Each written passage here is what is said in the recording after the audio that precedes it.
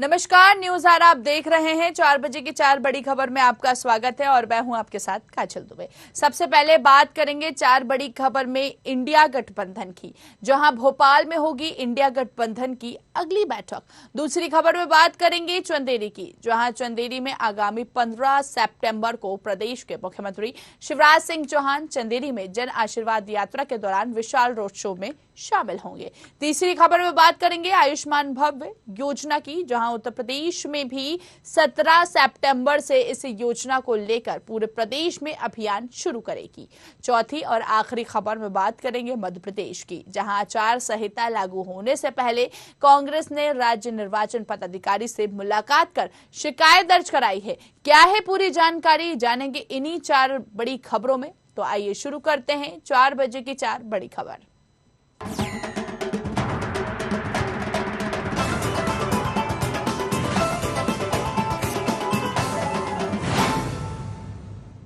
लोकसभा चुनाव से पहले एनडीए के खिलाफ विपक्षी दलों के गठबंधन इंडिया की समन्वय समिति ने बुधवार को पहली बैठक में कई मुद्दों को लेकर चर्चा की। समिति की अगली मीटिंग कहां होगी, बैठक का क्या एजेंडा होगा, लोकसभा चुनाव के लिए गठबंधन की आगे की रणनीति जैसे तमाम मुद्दों पर चर्चा की गई। इसके बाद फैसला किया गया कि समिति की अगली बैठक मध्य प्रदेश की राजधानी भोपाल में आयोजित की जाएगी।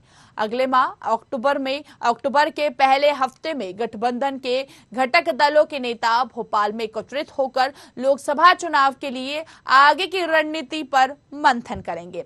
भोपाल में अगले माह अक्टूबर के पहले हफ्ते में इंडिया गठबंधन के घटक दलों के नेता इकट्ठा होंगे और लोकसभा चुनाव के लिए आगे की रणनीति तैयार करेंगे। बता दें, विपक्षी गठबंधन इंडिया की अब तक 3 बैठक हो चुकी है। इन बैठकों में लोकसभा चुनाव में एनडीए और बीजेपी को शिकस्त देने की तैयारियों से पहले गठबंधन में आपसी समन्वय बैठाने की कोशिश की जा रही है। दरअसल अब तक चुनाव को लेकर गठबंधन इंडिया की ओर से कोई अहम घोषणा नहीं की गई है। चलिए तो ज्यादा बातचीत कर लेते हैं, दिनेश सिंह जी का रुख करेंगे। राजनीतिक विश्लेषक हमारे साथ लाइव जुड़ चुके हैं। दिनेश जी, बहुत स्वागत करते हैं आपका न्यूज आवर में। यहाँ पर भोपाल में अगली बैठक होगी इंडिया गठबंधन की, कब होगी, किस तरह यहाँ पर रणनीति बनाई जाएगी, उस बैठक में कौन कौन से विशेष मुद्दे रखे जाएंगे, आपसे जानना चाहेंगे। नमस्कार कर देखिए, अभी इससे पहले 3 बैठक हुई, समन्वय बैठक हुई, लेकिन अभी तक जैसे समझ में नहीं आता है कि किस तरह की जगह कहते हैं कि इंडिया डॉट आउट गठबंधन जो है वो एनडीए को भाजपा भेजने की तैयारी कर रहा है, लेकिन किस प्रकार से कर रहा है ये अभी तक समझ नहीं आया है। कुछ भी स्पष्ट नहीं हुई बहुत सारी चीजें, ना तो उनका सीट शेयरिंग जो फॉर्मूला है वो स्पष्ट हो पाया, ना कुछ और जल्दी इसमें बीच में जैसे दूसरा। लेकिन ये जरूर है कि राजनीति का गिरता हुआ स्तर जो जरूर दिखाई दिया। जैसे इनको लगा कि शायद जैसे कि अपने तरीके से कि एक स्टैंड ना लेते हुए, जैसे इनको जब लगा कि ठीक है किसी तरीके से ये कि मतलब पार पाने किसी तरीके से रन जो है 2024 का पार पाने के लिए और किसी भी स्तर पर जा सकते हैं, तो इसलिए जैसे पहले बीच में शुरुआत में जैसे ये करते थे कि पीएम मोदी और अन्य जो नेता जुटते हैं तो उनको गाली देने का काम करते थे। उसके बाद में सनातन और हिंदू विरोधी बयान जो आने शुरू हुए इनके घटक दलों से, जैसे डीएमके की तरफ से डीएमके के पहले स्टालिन जूनियर और उसके बाद फिर इनके एक मंत्री द्वारा जो है वो बयान दिए जाते हैं अनर्गल सनातन के विषय में, जबकि एक तरह से इसमें बोले कि आधा ज्ञान विश्व सम्मान वाली बातें बोली, क्योंकि इनको जब देखिए उस बारे में कुछ विषय की नॉलेज नहीं है। और जो जैसे कि सिर्फ ये है कि उनको सिर्फ चुनाव देके कभी भी सिर्फ वहीं पर नहीं लड़ना है सिर्फ साउथ इंडिया में, यहाँ पर उनको लगता है कि कुछ उसके जिसमें सनातन विरोधी लोग हैं या सनातन के कम लोग हैं तो वो सिर्फ उन्हीं स्टेट में मिलता है, मतलब और जो घटक दल हैं तो वो और जैसे कि और जगह लगते हैं। तो उसमें के बाद में इनको लगा कि हिंदी पट्टी में इनको नुकसान होगा, तो बाद में उस तैयार से और किनारा करते हुए नजर है, कुछ जो है वो पक्ष में रहे, कुछ विपक्ष में नजर है, लेकिन कहीं ना कहीं स्टैंड लिया बिना किस तरीके से एनडीए में घेर पाएंगे ये अभी तक समझ से पड़े हैं चीजें। और दूसरा नतीजा से सीट शेयरिंग की जैसे बात करें तो आप जो है उसने पहले ही स्पष्ट कर दिया है कि हरियाणा में सभी 10 सीट हैं उनसे वो लड़ेंगी। दिल्ली में क्या रहेगा वो भगवान मालिक है, उसका जैसे कि ऐसे ही जो पंजाब है तो पंजाब के अंदर स्पष्टता नहीं है, क्योंकि स्टेट्स में तो दोनों स्टेट यूनिट्स हैं आपकी और कांग्रेस की, वो एक तरह तलवार खींच की खड़ी है, दोनों जो है किसी प्रकार का समझौता नहीं करना चाहते। और दूसरा तरफ से आते हैं बात जैसे कि भोपाल में जो अगली मीटिंग होनी है, जो रैली करने की बात कर रहे हैं, तो उसमें है कि जहाँ तक पहले तो अपना लड़ाई झगड़ा जो है आपस का जब तक नहीं मतलब जो भी जैसे होना इनका आपस में तो वो तय अगर चीजें नहीं है तो उसमें आगे की गाड़ी तो बाद में चले जो एक स्टेशन अगर पहले रुके हुए हैं तो आगे जब यही तय नहीं है कि स्टेयरिंग किसके हाथ में है दूल्हा कौन है, बारात कहाँ से आएगी, किधर से आएगी, तो वो सोचते हैं तो इकट्ठे बैठने को औचित्य तो नहीं बनता फिलहाल अभी। सीट शेयरिंग के अलावा जैसे आगे जैसे कौन फसल कहाँ से लड़ेगा और किससे क्या रहेगा, और दूसरी स्पष्टता है वो और करनी जरूरी, जिसके 300 के आसपास जैसे 2019 में, और एनडीए गठबंधन के अलावा सिर्फ भाजपा को 293 सीट 300 के आसपास सीट से ऊपर मिली थी। तो उस टाइम पे आप मान के चलें कि करीब करीब जो मतलब कि सनातनी वोट जो मिले थे, हिंदू वोट जो मिले थे, वो 47% से लेकर 70% के बीच मिले थे काजल जी। तो वो तो ये मान के चले कि अब जैसे किस तरीके से मतलब फाइट कर पाएंगे वो रणनीति तय करने से पहले, और सनातन विरोधी हिंदू विरोधी बयान लेकर के और पहले पिछड़ पर नजर आ रहे हैं, तो पहले सबसे पहले अपने समन्वय बैठाने का काम ये जो करेंगे, उसको बैठाने का काम जो होगा, उसी के बाद आगे का एजेंडा तय कर पाएंगे कि अगली बैठक क्या करना है क्या नहीं करना है। बिल्कुल बिल्कुल। यहाँ पर जैसा कि ये बैठकें चल रही है दिनेश जी, इस बीच हम ये भी सुनने को मिल रहा है आरोप प्रत्यारोप भी लगातार यहाँ पर पक्ष विपक्ष की तरफ से लगाए जा रहे हैं। अब जैसे कि प्रधानमंत्री नरेंद्र मोदी की ही बात करें, आज मध्य प्रदेश में उनका दौरा था और इस बीच उन्होंने कहा कि ये इंडिया जो गठबंधन है ये कहीं ना कहीं सनातन को समाप्त करने की कोशिश यहाँ पर की जा रही। तो इस तरह के हम देख रहे हैं कि आरोप प्रत्यारोप जो है वो भी देखने को मिल रहा है। बिल्कुल काजल जी, जैसे कि एक धर्म विषय के खिलाफ जैसे कि ये तो है कि हमारे गनीमत समझे कि हिंदू धर्म जो है वो सहिष्णु है और सनातन जो सहिष्णु है। अदरवाइज अगर इनटॉलरेंस वाली अगर डिग्री का देख रहे और अन्य धर्मों के हिसाब से अगर किसी और धर्म के बारे में अगर स्टैलिन का या अन्य किसी गठबंधन दल का और ये अगर बयान आता तो आप समझ सकते हैं किस तरीके से क्या हो सकता है। एक जगह से मैंने कांग्रेस के एक नेता हिंदू पक्षधर है भाजपा और एनडीए, तो क्यों नहीं ये लोग जैसे कि जब ये सनातन विरोधी बना है तो उसका क्यों नहीं इन्होंने प्रदर्शन और धरने किए। तो इसका मतलब क्या समझे कि जैसे कि एक तरफ से मतलब उकसाने का काम कि धरना प्रदर्शन ये करें और दूसरे जो एनडीए गठबंधन के जो लोग हैं उन पर पत्थरबाजी करें या और कोई अनर्गल इस तरह के काम करें जिससे कि देश में जो है दंगे भड़के। तो इस तरह की चीजें मैं नहीं समझता कि ठीक है कि राजनीति के गिरते हुए स्तर को सुधारने की सोचता जो है उसको लाने की आवश्यकता है। तो मुझे लगता है कि इस वक्त इंडिया गठबंधन जो है उनको सद्बुद्धि से और शांति भाईचारा पीस जो है उसको बना करके आगे चले, तो उसी से आगे 2024 की रणनीति को उसी को मतलब है कि सेंटर पॉइंट बना के एपी सेंटर बना के अगर तय करके चले तो बेहतर रहेगा, ना कि दो समुदायों को लड़ा करके आपस में करना। और ये मैंने समझदारी समझता हूँ कि सनातन और हिंदू जो है समाज की कि उन्होंने पीस जो है उसको मेंटेन रखा है, भाईचारे को मेंटेन रखा, नहीं तो अदरवाइज अभी तक और भी जैसे किसी धर्म के बारे में बोला तो अभी तक देश में दंगे छिड़ गए होते हैं। जी दिनेश जी, बताया जा रहा है कि भोपाल में तो अगली बैठक जो है इंडिया गठबंधन की होगी और जिस तरह से आप जैसे कि कह रहे हैं, हम जिक्र भी कर रहे हैं कि जाहिर सी बात है अगर शांतिपूर्ण तरीके से यहाँ पर बैठक की जाएगी तो जाहिर सी बात है इसका इफेक्ट आगामी चुनाव में देखने को मिल सकता है। तो क्या लगता है जिस तरह से यहाँ पर बैठकें चल रही हैं, जिस तरह से यहाँ पर रणनीति बनाई जा रही है, इसका इफेक्ट, इसका प्रभाव क्या आगामी चुनाव में देखने को मिल सकता है? क्योंकि सभी दल स्ट्रांग नजर आ रहे हैं इस वक्त, क्योंकि देखिए अगर हम विधानसभा चुनाव की बात करें तो ज्यादा समय बचा नहीं है और ऐसे में सभी संगठन अपने आप को स्ट्रांग करने का प्रयास यहाँ पर लगातार करते हुए नजर आ रहे हैं।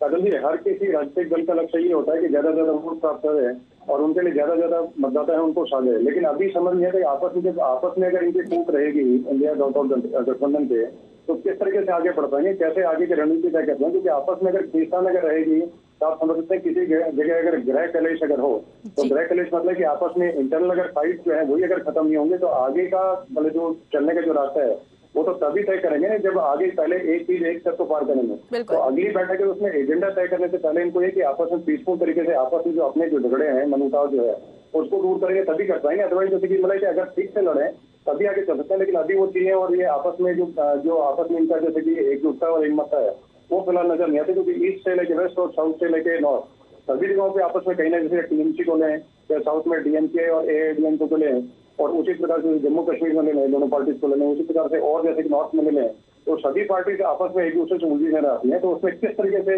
नैया इनके पार लगेगी ये सोचने समझने की बातें करेंगी, ये रहेंगी सबसे पहले अहम चीजें रहेंगी। तो इसको पार करने के बाद ही आगे समन्वय करेंगे और क्या करेंगे और सीट शेयरिंग जो करेंगे तो वो सब चीजें देखते हैं और किसको कितना वोट शेयर मिला है और जैसे कि जो चीजें करनी है जैसे कि एनडीए और जो भाजपा है उनको कितने वोट शेयर कितना क्या रहा है 2019 से उससे मतलब कि लड़ने के लिए क्या रणनीति बनाएंगे तो उसी के हिसाब से चीजें अगर चलेंगी तो अच्छी रहेंगी। लेकिन फिलहाल उस चीज में कहीं पर मतलब नजर नहीं आती कि उस विषय में कदम जो है इनका बढ़ रहा है। चलिए, बहुत बहुत शुक्रिया दिनेश जी हमसे बातचीत करने के लिए। तो देखिए कहीं ना कहीं यहाँ पर इंडिया गठबंधन की बैठक यहाँ पर बताया जा रहा है कि भोपाल में अगली बैठक आयोजित की जाएगी और अब देखने वाली बात यह होगी आखिर कि इसका असर कितना आगामी चुनाव में देखने को मिल सकता है। आगे बढ़ते हैं, अगली खबर की ओर रुख करते हैं। चंदेरी में आगामी 15 सितंबर को प्रदेश के मुख्यमंत्री शिवराज सिंह चौहान चंदेरी में जन आशीर्वाद यात्रा के दौरान विशाल रोड शो में शामिल होंगे। रोड शो में मुख्यमंत्री के साथ ज्योतिरादित्य सिंधिया, नरेंद्र सिंह तोमर के साथ ही कई अन्य मंत्रियों के शामिल होने की संभावना भी यहां पर जताई जा रही है। रोड शो के लिए नगर पालिका चंदेरी द्वारा विशेष तैयारियां जो है वो शुरू कर दी गई है। एक और जहां शहर की प्रमुख सड़कों की साफ सफाई की जा रही है, तो वहीं रोड किनारे रखी दुकानों को भी रोड से दूर किया जा रहा है, जिससे यातायात जो है उस पर प्रभाव ना पड़े, सुचारू चल सके। नगर पालिका अधिकारी रीना सिंह राठौर के निर्देशन में मेघासन मंदिर दिल्ली दरवाजा पिछोर मार्ग पुराना बस स्टैंड होते हुए अशोकनगर मुंगावली मार्ग पर सफाई कर्मियों का दल बनाकर रोड के दोनों ओर सफाई कार्य कराया जा रहा है। इसके साथ ही दुकानदारों को निर्देशित किया गया है कि रोड के दोनों ओर कचरा ना फेंके, साथ ही स्वच्छता का विशेष ध्यान रखें।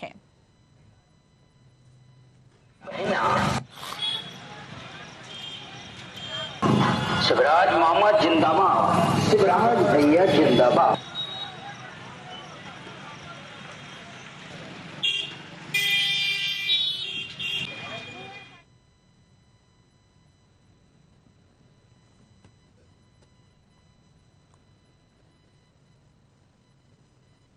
राष्ट्रपति द्रौपदी मुर्मू ने बुधवार को राष्ट्रीय स्तर पर वर्चुअली आयुष्मान भव्य योजना को लेकर लॉन्च कर दिया है। उत्तर प्रदेश में भी 17 सितंबर से इस योजना को लेकर पूरे प्रदेश में अभियान शुरू करेगी। इस अभियान को 5 हिस्सों में विभाजित किया गया है। इसके तहत 17 सितंबर से 2 अक्टूबर तक सेवा पखवाड़ा आयोजित किया जाएगा। 17 सितंबर से आयुष्मान आपके द्वार 3 की भी शुरुआत होगी और पूरे प्रदेश में आयुष्मान मेला भी शुरू किया जाएगा। वहीं 2 अक्टूबर से आयुष्मान सभा का आयोजन किया जाएगा। इसके अलावा आयुष्मान ग्राम पंचायत और आयुष्मान अर्बन वार्ड भी शुरू होंगे।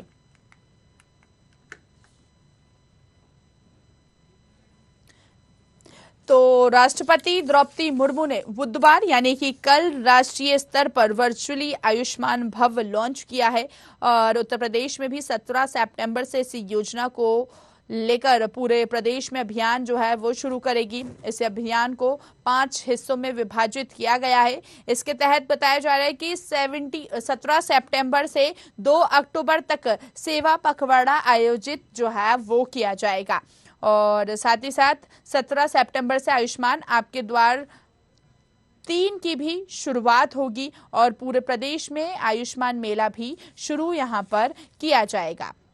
वही 2 अक्टूबर से आयुष्मान सभा का आयोजन किया जाएगा। तमाम लोग इसमें शिरकत करते हुए नजर आएंगे। हमने कल देखा द्रौपदी मुर्मू, जैसे कि हम आपको बता रहे हैं कि इन्होंने वर्चुअली आयुष्मान भव्य योजना जो थी वो लॉन्च कर दी है और जाहिर सी बात है इस योजना का फायदा जो है वो मिलेगा, रोजगार मिलेगा, पखवाड़े में स्वच्छता अभियान चलेगा, साथ ही साथ योजना से पात्र लाभार्थियों को भी जोड़ा जाएगा और बताया जा रहा है कि हफ्ते में 2 दिन यानी कि शनिवार रविवार को हेल्थ मेला लगेगा, जिससे कि जो आज के युवा है, क्योंकि हम देखते हैं कि आजकल जो है ज्यादातर लोगों में हेल्थ इशू आता है और इसी को देखते हुए यहाँ पर जागरूक जो है वो किया जाएगा। स्वच्छता स्वास्थ्य सेवाओं के बारे में भी यहाँ पर लोगों को जागरूक किया जाएगा।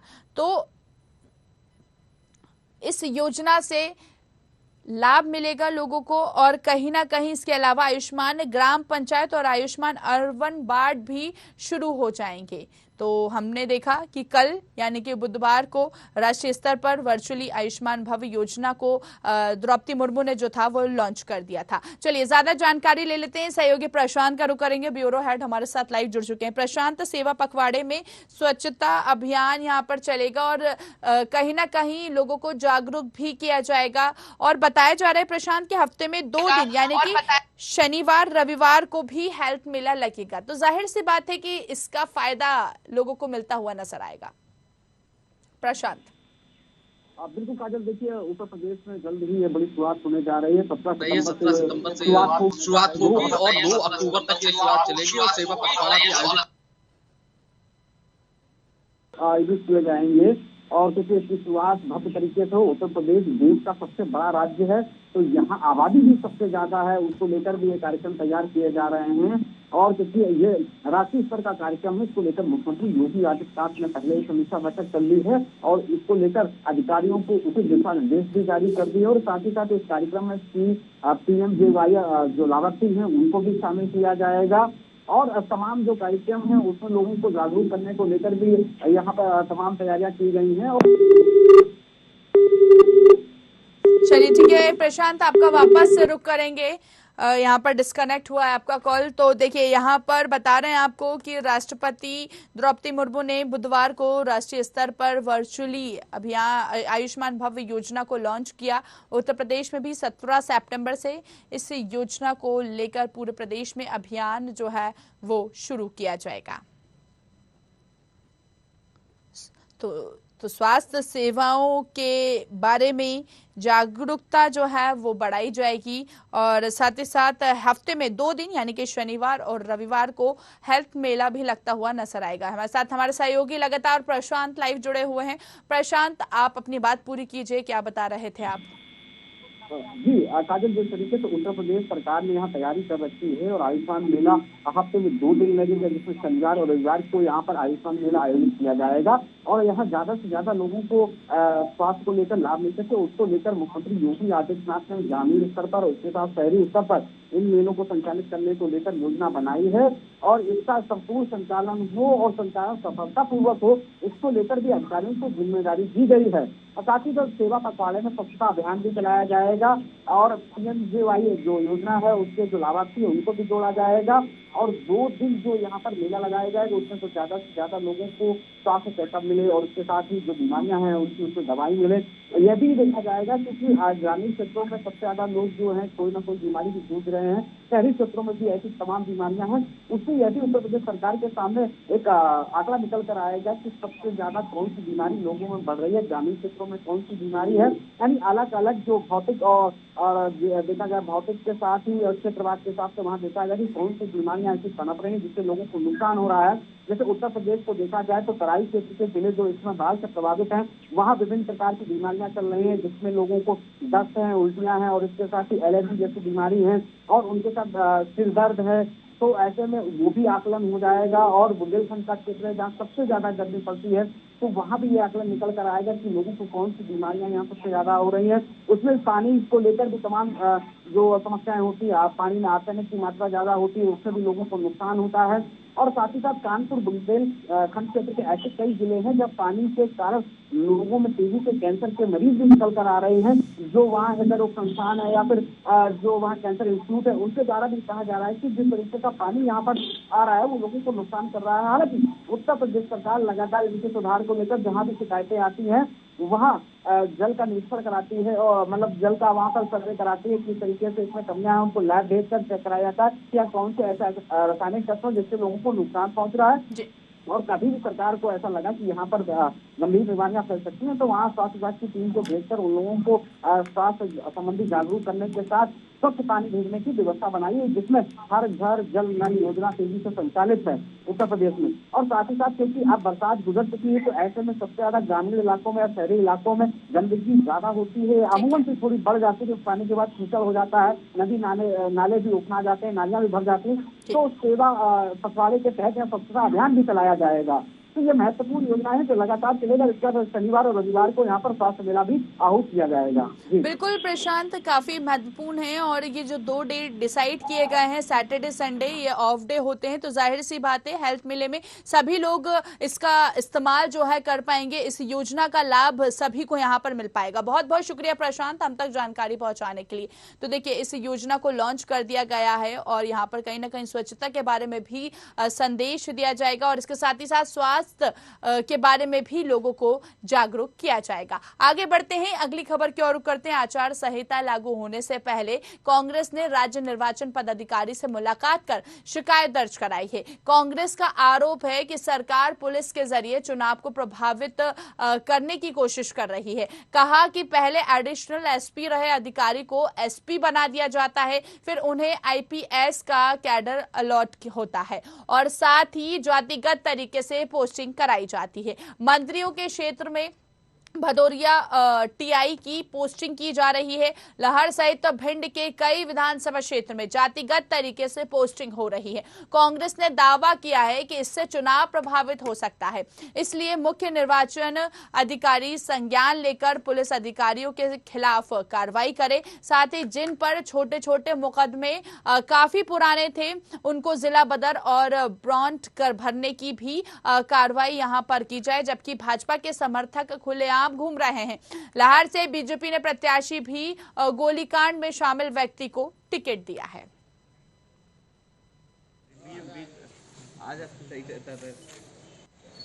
माननीय मध्य प्रदेश के राज्य निर्वाचन पदाधिकारी जो मुख्य चुनाव आयुक्त नई दिल्ली के प्रतिनिधि हैं, उन्होंने कई बातें बताई। बड़ा सौहार्दपूर्ण तरीके से हमारी बात सुनी। मैंने स्पष्ट किया है कि जैसा कि मिश्रा जी ने बताया कि भारतीय जनता पार्टी के प्रत्याशी जो आज घोषित हुआ है, पूर्व से ही पूरे क्षेत्र में चर्चा थी कि इसको उम्मीदवार बनाने वाले हैं अमरीश शर्मा, जिस पर करीब 18-20 केस हमारे पास सभी की सूची है। जब कभी भी मैं दायर उसके विरुद्ध कोई कार्रवाई नहीं। उनके परिवार के लोगों पर कई केस हैं, भारतीय जनता पार्टी के महामंत्री बड़े बड़े नेताओं पर कई केस हैं चुनाव से शिकायत करने के बाद, और कई के लिखे ही नहीं गए। और हमारे पास वही प्रमाण में उनको प्रमाण विजय चुनाव में दे सकता हूँ। जानबूझकर कांग्रेस पार्टी के जो अभी कर्मचारियों के परिवार के साधारण 33 और चतुर्थ श्रेणी के भी कर्मचारी हैं, नियम के विपरीत जनपद पंचायत के कर्मचारी जिनका ट्रांसफर जिले के बाहर नहीं हो सकता, उनको पहले रीवा जिला और उसके बाद 10 दिन बाद फिर दोबारा बालाघाट कर दिया। न्यायालय ने माननीय न्यायालय ने ग्वालियर हाई कोर्ट ने जो नियम विपरीत का जो जिले के बाहर हो ही नहीं सकते, उनकी सेवा नियम में है क्या लिखा हुआ है, उनको स्थगन आदेश जारी किया। तो सरकार ने ऐसे लगभग 8-10 कर्मचारी जो स्थगन लेके आए थे उनको निलंबित कर दिया और अटैच कर दिया है। चलिए इस खबर की ज्यादा जानकारी के लिए सहयोगी कृष्णा का रुख करेंगे, हमारे साथ जुड़ गए। कृष्णा, कांग्रेस ने राज्य निर्वाचन पदाधिकारी से मुलाकात की है और साथ ही साथ आरोप लगाया है कि जातिगत तरीके से यहां पर पोस्टिंग जो है वो कराई जा रही है। जैसे जैसे कृष्णा चुनाव नजदीक आ रहे हैं वैसे वैसे कहीं ना कहीं मध्य प्रदेश की राजनीति में भी सियासत देखने को मिल रही है।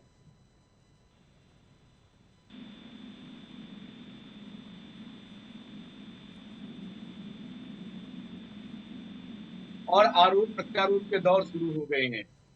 मध्य प्रदेश नेता प्रतिपक्ष डॉक्टर गोविंद सिंह आज निर्वाचन आयोग पहुंचे थे और निर्वाचन आयोग ने शिकायत की है कि उनकी विधानसभा से कुछ ऐसी विधानसभाएं हैं जहां पर जातिगत समीकरण को साधने के लिए जो थाना प्रभारी हैं उन्हें अटैच किया जा रहा है। तो निश्चित रूप से ये दुर्भाग्य है और इससे लोकतंत्र और विधानसभा चुनाव प्रभावित होगा। इसलिए निर्वाचन आयोग से उन्होंने ज्ञापन दिया है, एक आवेदन दिया है कि ऐसे विधानसभाओं की जांच की जाए और जो पोस्टिंग हो रही है जातिगत समीकरण को साधने के लिए एक विशेष जाति के पुलिस अधिकारियों को वहां पे पोस्टिंग की जा रही है, ऐसे सभी अधिकारियों को वहां से हटाया जाए और जो अधिकारी ऐसे काम कर रहे हैं और टीआई या थाना प्रभारी को भेज रहे हैं उनके ऊपर भी कार्रवाई की जाए। बिल्कुल, तो क्या लगता है कृष्णा, यहाँ पर जिस तरह से मुलाकात की है, जिस तरह से आरोप लगाए गए हैं और आगामी समय में इसका असर जो है वो देखने को मिल सकता है? क्योंकि देखिए चुनाव के 2 महीने शेष रह गए हैं कृष्णा, और ऐसे में यहाँ पर तरह तरह के मुद्दे सामने आ रहे हैं। देखिए चुनाव है, निश्चित रूप से आरोप प्रत्यारोप तो लगेंगे ही और लगातार ऐसे मामले देखने को मिलेंगे। और कांग्रेस निश्चित रूप से पहले मतदाता सूची की गड़बड़ी को लेकर कल गई थी और आज ट्रांसफर पोस्टिंग इन सब बातों को लेकर गई है। तो निश्चित रूप से कांग्रेस अपने मुद्दा निर्वाचन आयोग के सामने रख रही है कि किस तरह से बीजेपी सरकार सत्ता में रहते हुए सत्ता का दुरुपयोग कर रही है। ये आरोप नेता प्रतिपक्ष डॉक्टर गोविंद सिंह ने लगाए हैं।